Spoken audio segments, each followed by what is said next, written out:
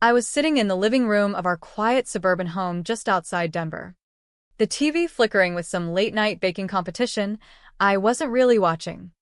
The clock read 11:07 p.m. on a Friday, and the house felt too still. Sophie had texted me around 9 saying she was at her boyfriend Derek's friend's party and would be home by midnight. Everything seemed normal until the front door slammed with a force that rattled the family photos on the wall. My heart slammed against my ribs. I bolted up from the couch and hurried to the entryway. What I saw stopped me cold. Sophie was slumped on the hardwood floor, right inside the door. Legs crumpled beneath her as if they had simply given out. Her body shook with violent tremors I could see from across the foyer. Mascara streaked down her cheeks in black rivers. Her once perfect ponytail was a wild tangle, strands sticking to her damp forehead.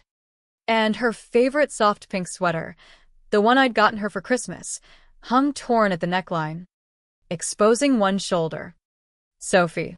My voice cracked as I dropped to my knees beside her. My hands hovered, afraid to touch her, terrified of making it worse. Baby, what happened? Are you okay? She wouldn't meet my eyes. Deep, guttural sobs tore from her chest, the kind that come from a place so raw it physically hurts to hear. I'd seen my daughter cry plenty, when she skinned her knee at 9, when her grandma passed 2 years ago, when her dad walked out on us 5 years back. But this was something else entirely. This was the sound of innocence cracking wide open. I pulled her into my arms. She collapsed against me, trembling so hard I worried she might seize. Sophie. Honey, please talk to me. You're scaring me to death. Mom, she gasped between sobs, her voice tiny and fractured. Mom. I can't. He wouldn't stop. My blood turned to ice. Who? Derek. She nodded, burying her face in my shoulder. It took long minutes of rocking her, stroking her hair, whispering that I had her, before she could string words together. We were at the party. He kept drinking. I told him I wanted to leave early because it was getting weird. He got so mad, said I was ruining his night in front of everyone. He grabbed my wrist and yanked me upstairs to one of the bedrooms. The room seemed to tilt. Derek Langford, 19, star athlete, son of a high-powered real estate developer. Always so polite when he picked her up, flashing that perfect smile. But something in his eyes had always felt off to me, too calculating. He pushed me down on the bed, Sophie continued, her voice breaking. I said no. Mom. I said it over and over. I tried to push him off, but he was too strong. He held me down, and he touched me where I didn't want him to. He forced himself on me. I begged him to stop, but he just kept going until someone knocked on the door. He got distracted, and I shoved him hard enough to roll off. I ran. I ran all the way home in the dark. 2 miles. My baby had run 2 miles through the night, shirt torn, crying, violated, while I sat here oblivious. Rage and grief twisted inside me like barbed wire. I held her tighter, fighting my own tears. You did nothing wrong, sweetheart. Nothing. I promise you that. After getting her into a hot bath, clean pajamas, and finally to sleep around 2 a.m., I sat at the kitchen table staring at my phone. My hands had stopped shaking. They were steady now, almost unnaturally so. Calling the police right away made sense on paper. But I knew better. The Langfords had money, connections, lawyers who specialized in making problems vanish. I'd seen it happen before in my years as a high school counselor. Rich boys walking free while victims were torn apart in court. No. This time would be different. I scrolled to my brother Ryan's contact. He owned a private security and investigations firm. Ex-military. Discreet. The kind of connections most people never wanted to ask about. He answered on the second ring. Voice groggy. Laura? It's 2 in the morning. Everything is not okay, I said. Voice flat. Derek assaulted Sophie tonight. I'm not going through the system yet. I need your help first. Silence. Then his tone shifted to steel. I'll be there at 7. Bringing everything. I didn't sleep. Instead, I researched Derek Langford and his family deep into the night. Father owned half the commercial properties downtown. Mother chaired elite charity boards. On the surface, Perfect. but patterns emerged, whispers of past complaints that disappeared. By morning, Ryan arrived with folders thick with intel. Sophie's story spilled out again as he listened. Fists clenched. We weren't going to kill the boy. We were going to bury him legally, Permanently. with evidence no lawyer could dismiss. Image prompt. Intense dramatic portrait of a beautiful, determined mother in her 40s with charismatic expressive features showing strategic calculation and suppressed rage. Reviewing printed files and laptop screenshots of a smug young man. High-contrast cinematic lighting highlighting shadows of doubt and justice. Bold text uncovering the predator's past. Reaction face conveying shock and resolve. Story title: Daughter's Midnight Collapse plus Mother's Secret War for Justice. Story content: Ryan spread the documents across my kitchen table while Sophie slept upstairs. Addresses: work schedules at an upscale gym. Social media screenshots. Even vehicle details on Derek's flashy silver Audi. How'd you get all this so fast? I asked. Didn't sleep. Called in favors. Some legal. Some. Less so. Nothing traceable. Flipping through. My stomach dropped at private chat logs for months back. Derek bragging crudely about conquests. Dismissing rumors of accusations. Some girl tried last year, but my dad's team handled it. No proof. Another about a payoff to silence someone else. 2 prior incidents, Ryan said quietly. Chloe Reynolds. Now 18. Community college. Isabella Torres. 17. Still in high school. Both cases dropped after family pressure or money. The system had failed them. If we went straight to police, the same would happen to Sophie, dragged through doubt, character attacks, expensive lawyers making her the villain. I need their stories, I said. Contact info. I want to talk to them. Ryan nodded. Surveillance on Derek too. Full profile.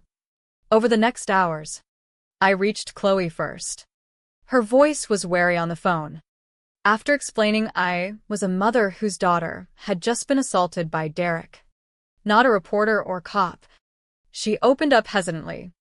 He did the same to me at a party. Pinned me down. Threatened me afterward. His family paid mine off quietly. Threatened lawsuits.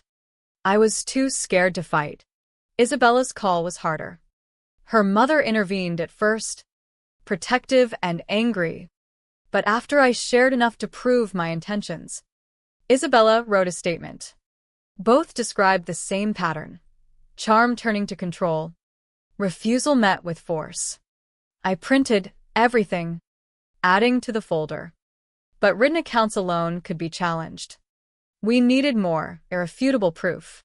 That's when the plan crystallized. I created a fake profile on social media. Ava Carter, 21. College transfer. Fitness enthusiast. Stock photos. Generic posts to make it believable. Derek accepted friend requests quickly. Within minutes, he messaged Ava flirtatiously. I played the role carefully over days, flirty, but steering toward relationships. He bragged. Sent photos. Admitted casually to past dramas with girls who overreacted. Every exchange, screenshot. Saved securely. The evidence built. Digital trail. Victim statements. His own words damning him. But we needed the ultimate confession, on video. Undeniable. Ryan helped arrange surveillance for a Friday night meet. A black SUV with hidden cameras and mics. Backup from 2 trusted ex-military associates. I sat Sophie down one evening. We're getting justice. But my way first.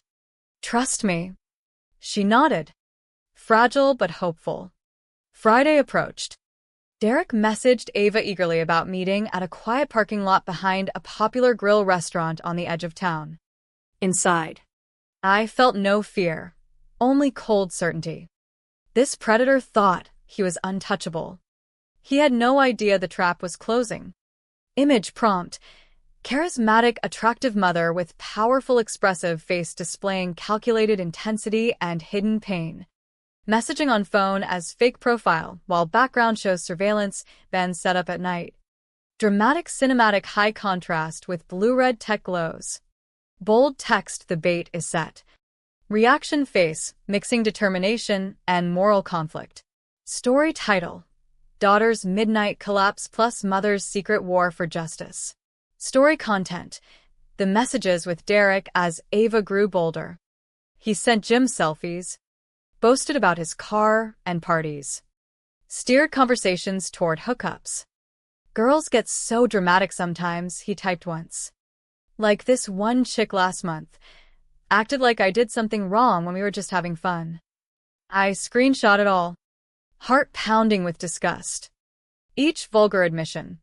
Each dismissal of consent. Built the case.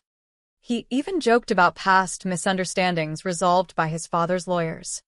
By Wednesday, I called Ryan. Set up the van for Friday. Hidden cameras. Full audio. Derek thinks he's meeting Ava. You sure? Ryan asked. This is entrapment territory, if not careful. It's a conversation in a public lot. He's the one driving there expecting a minor. He thinks Ava's younger from hints. We document everything. Backup arrived Thursday. Marcus and Tony. Imposing. Silent professionals. They tested the SUV setup, cameras in vents. Mike's flawless. Sophie stayed home from school.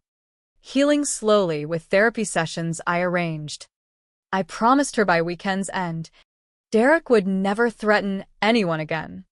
Friday night. The SUV waited in the dim back corner of the restaurant lot.